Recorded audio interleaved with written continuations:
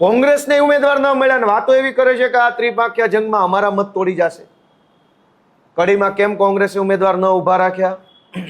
અન્ય જગ્યાએ જ્યાં જ્યાં બિનહરીફ થયું છે, ખેડામાં, અહીં નવસારી સાઈડ, વાપી વલસાડ સાઈડ, ત્યાં કેમ ઉમેદવારો ન ઊભા રાખ્યા?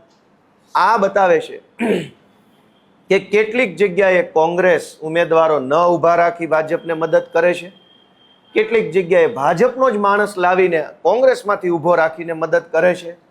અને આ બધું કર્યા પછી પણ ભૂલથી જો કોંગ્રેસનો માણસ જીતી જાય તો એની સીધી સપ્લાય ભાજપમાં કરીને ભાજપને મદદ કરે છે. 30 વર્ષથી આ ખેલ ચાલે છે. આમ આદમી પાર્ટીના આવવાથી ભાજપ કોંગ્રેસ બેયના પેટમાં તેલ રેડાયું અને બે ભેગા મળી અમને રોકવાની કોશિશ કરે છે. પણ અમે જનતાના આશીર્વાદથી આગળ આવેલા લોકો છીએ, સંઘર્ષથી આગળ આવેલા લોકો છીએ.